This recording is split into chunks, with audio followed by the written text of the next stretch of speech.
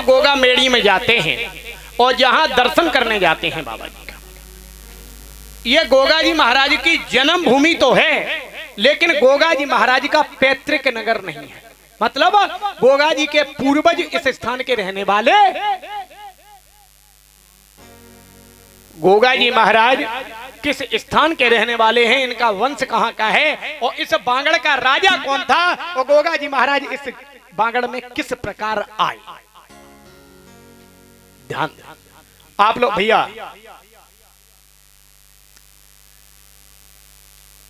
आप लोग एक विशेष बात का ध्यान दें। जोत में आपको हर जहां भी जागरण होता है वहां एक बात कह दिया करते हैं, बोले भंगिन ने ताना दे दिया। आखिरकार भंगिन से राजा की क्या दुश्मनी थी जो भंगिन ने ताना दे दिया? वहां ताना देने के लिए पूरा राज्य पड़ा था, लेकिन भंगिन ने ही क्यों ताना दिया? राजा से कह दिया 9 लाख बाग लगवाना, क्यों? अरे 10 लाख का कह देते, 5 लाख का कह देते, 9 लाख ही क्यों कहे? और क्या बाग में 9 लाख ही वृक्ष है? कथा का एक सारांश के साथ में आज आप चलेंगे कि कथा है क्या, गोगा जी महाराज का सत्यार्थ क्या है। बोलिए हरवीर महाराज की।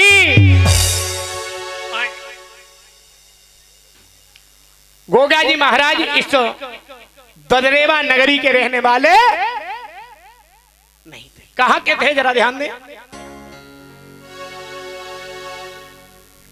इसी राजस्थान राज्य में एक राज्य हुआ है सांभर,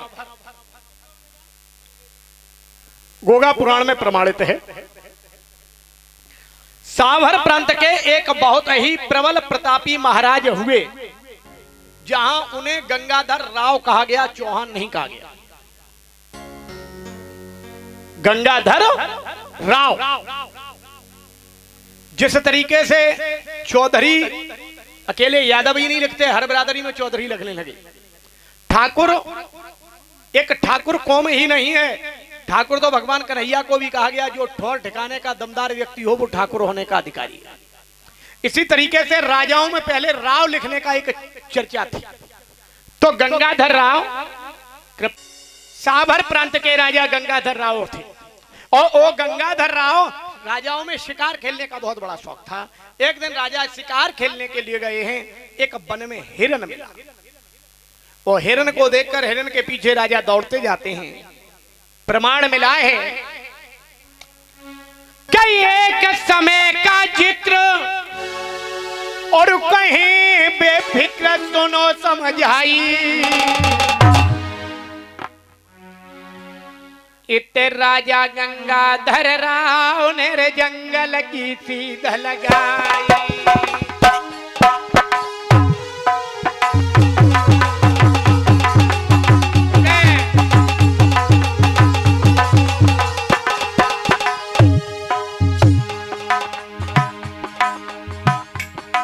महाराज संग में ले पहरेदार, और जब ही राजा चले कि हुई के घोड़ा गया।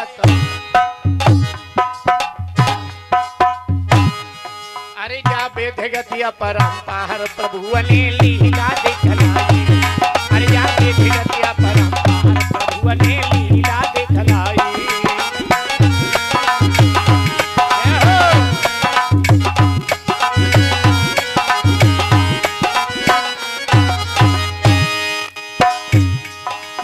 लीला दिखलाई रे राजा को, लीला दिखलाई रे प्रभु ने लीला दिखलाई। अरे जा विधगतिया परंपार प्रभु ने लीला दिखलाई।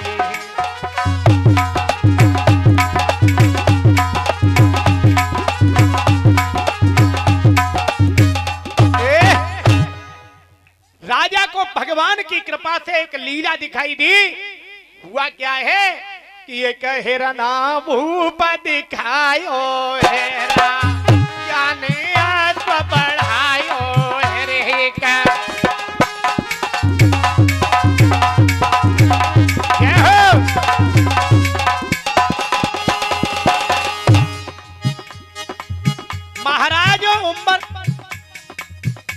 महाराज गंगाधर राव को उस बियावान जंगल में एक हिरन दिखाई दिया,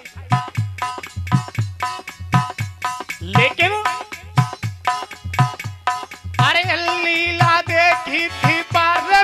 खुशी की सो राजा को है दईले दिखाई। और हिरना दुब के गयो रे जंगल में, राजा मन में तो गयो घबराए।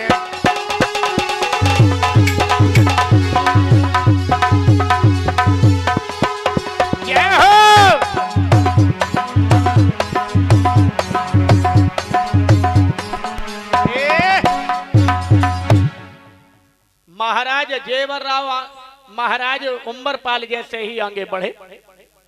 हिरन तो वो अलोप हो गया, राजा घबरा गए। आगे बढ़ते जाते हैं, अश्व को प्यास लगी है, आसमान की तरफ नजर दौड़ाई है। एक स्थान पर चिड़िया कलरव करती हुई दिखाई। उस स्थान पर पहुंचे, देखा क्या है कि राजा के घोड़े की टप टप की आवाज जब उस सरोवर पर पहुंची है, कुछ सरोवर में कुछ चतुरंगी सहेलियां स्नान कर रही। राजा के घोड़े की आवाज को सुना है, स्त्रियां निकल के आई हैं। राजा ने जिस समय उन स्त्रियों को देखा, इतना रूप सौंदर्य जीवन में पहली बार देखा। भूल गए, पूछने लगे कौन हो, कहां से आई हो। सबसे छोटी स्त्री आगे बढ़ती हुई कहने लगी, राजन मैं इस लोक की नहीं हूं, फिर मैं इंद्र की अप्सरा हूं। ये रंभा और वसी, मेनका, तिलोत्तमा हमारी सखियां हैं, मेरा नाम उर्वशी है। राजा कहने लगे बहुत अच्छी बात है, लेकिन मैं भी इस भारत भूमि का महाराज सम्राट हूं, गंगाधर राव मेरा नाम है।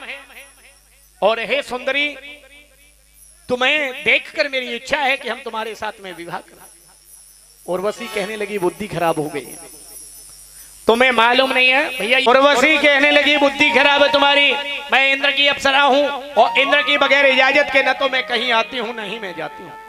राजा गंगाधर राव कहने लगे हैं, उर्वशी मैं मानता हूं तुम्हारी बात, लेकिन मैं भी इस भारत भूमि का सम्राट हूं, गंगाधर राव हूं। मेरी इच्छा यह है कि मैं तुम्हारे साथ विवाह करना चाहता हूं।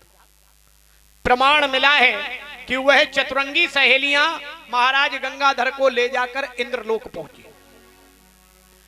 और जब इंद्रलोक पहुंची, इंद्र की नगरी का नाम अमरावती है, उस अमरावती नगरी में इंद्र का दरबार लगा है। इंद्र का दरबार जैसे ही देखा, इतना सुंदर राज्य जीवन में पहली बार।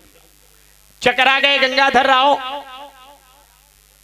जैसे ही आगे बढ़ते हुए पहुंचे, देखा क्या है, साज सजा है, दरबार लगा है, और उस साज में कहीं कोई कुछ नहीं है, कुर्सियां कहीं खाली नहीं है। गंगाधर राव ने सोचा यहां कौन जानता है कि हम राजा हैं? यहाँ कौन जानता है कि मैं राजा हूं? यहाँ साज वाले बैठे हैं, वहां एक तबला खाली है, और उस तबला की जगह पर राजा गंगाधर राव बैठ गए। ध्यान दें हमारी बात। इधर उर्वशी, रंभा, मेनका, तिलोत्तमा जिस समय आई हैं, चतुरंगी शैलियां हैं, सुंदर श्रृंगार करने के बाद में उनके रूप सौंदर्य को देखकर राजा गंगाधर राव और मोहित हो गए। हुआ क्या है, प्रमाण मिला है, साज सजने लगा है, नृत्यांगनाएं नृत्य करने लगी हैं। उर्वशी, मेनका, रंभा, तिलोत्तमा उस साज के साथ में अपना अपना नृत्य प्रस्तुत कर रही हैं। मेरे भगवत प्रेमियों, सत्य यह है, उसी समय राजा गंगाधर राव ने जिस समय उर्वशी को देखा है, और उर्वशी ने महाराज गंगाधर राव को देखा है। हुआ क्या, लखो सभा को रूप और सोच रहो भूप था भजन दीनी, और तबला के धुन के बीच में फिर मस्त सभा सबकी।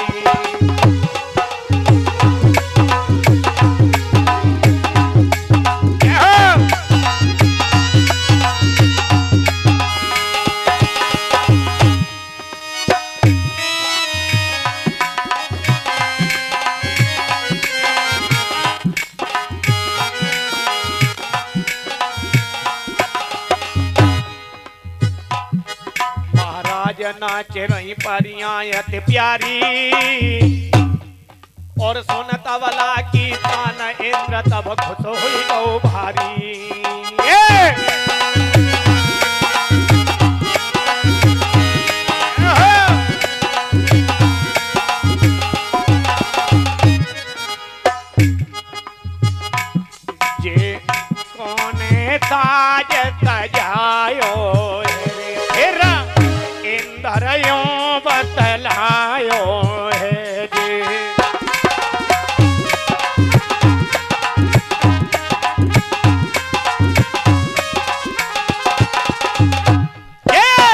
कोने ताज सजायो है, फिर इंद्र ये बतलायो है रे।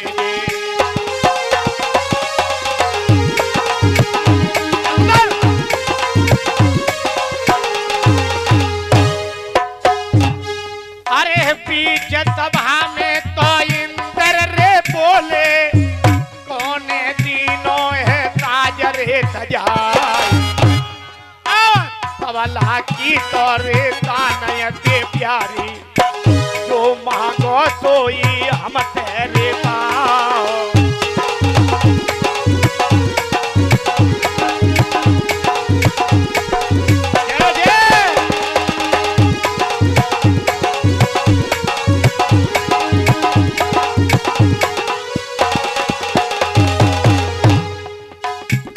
अरे सुन के बात तब पर तो राजा कोई खड़ो गौर बतलाए, देवलोक में जब मानव को देख के इंद्र गयो रे घबराए।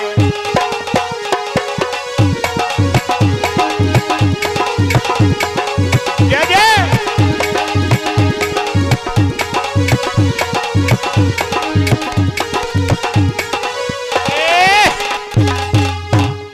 महाराज इंद्र एकदम अपनी सभा से खड़े हुए, तबला की तान को सुना, ऐसा सुंदर साज आज तक किसी ने नहीं सजाया है, हम उसे इनाम देना चाहते हैं।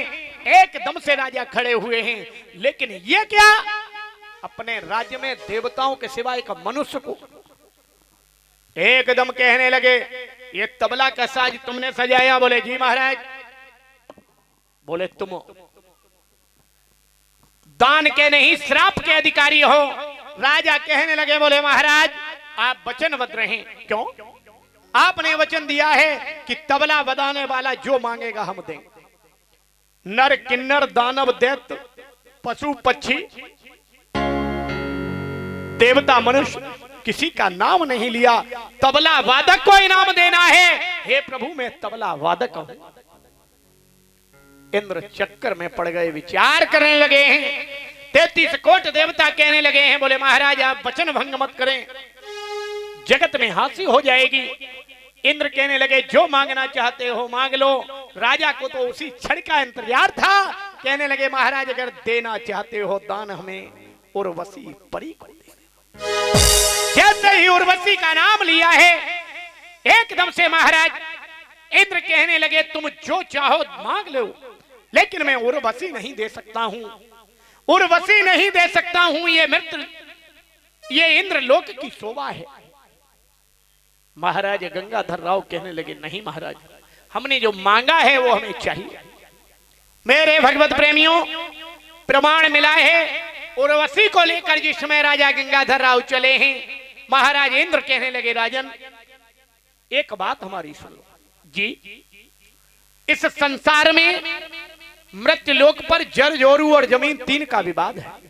तुमसे बलशाली राजा कोई उर्वशी को ले जाएगा। जिस दिन उर्वशी के पास में 2 मेष हैं, 2 लाल हैं, जिस दिन एक चोरी हो जाएगा उस दिन तुम्हें छोड़कर हमारे लोक में चली जाएगी, मंजूर है। दूसरी बात, हम तुम्हें एक भाला देते हैं, इस भाले में वो तासीर है, इसके सम्मुख जो भी आएगा वो इस भाले के समक्ष जीवित नहीं बचेगा। लेकिन अंतोगत्वा यह देवलोक का भाला देवताओं के हाथों में ही सुशोभित होगा। यह 33 कोट देवताओं का एक इकलौता ऐसा अस्त्र है जिसके सम्मुख इस संसार में कोई टिक नहीं सकता है। मेरे भगवत प्रेमियों, वरदान दिया है महाराज इंद्र ने, यह देवताओं का भाला एक दिन इस संसार में कलयुग में देवताओं के हाथों में ही सुशोभित होगा। बोलिए हरवीर महाराज की। ध्यान दें कथा की तरफ। आज मेरे भगवत प्रेमियों उर्वशी को लेकर आए हैं। उर्वशी से 3 संतानें पैदा हुई। बड़े बेटे का नाम इंद्र रखा गया है, छोटे बेटे का नाम चंद्र रखा गया है और सबसे छोटे बेटे का नाम कलिंद्र रखा गया। महाराज इंद्र ने इंदौर नगर बसाया, चंद्र ने चंदेरी बसाई है, कलिंद्र महाराज सांभर प्रांत के राजा हुए। चौहान वंशों की स्टेट आप लोगों को मालूम हो, चंदेरी का तो नाम आला उदल में सुनते ही होंगे। महाराज इंद्र ने मध्य प्रदेश में इंदौर नगर का तो नाम आप लोगों ने सुना ही होगा। इंद्र और चंद्र ने ये दोनों नगरी बसाई हैं। कलेंद्र के एक पुत्र पैदा हुआ जिसका नाम कुंवरपाल हुआ, और कुंवरपाल का एक पुत्र पैदा हुआ जिसका नाम महाराज उम्बरपाल हुआ। ध्यान दें, अभी तक कहानी आप कथा जो सुनते थे वो यहां से शुरुआत होती थी आपके यहाँ, ऐसा ही होता था। बोलिए हरवीर महाराज की।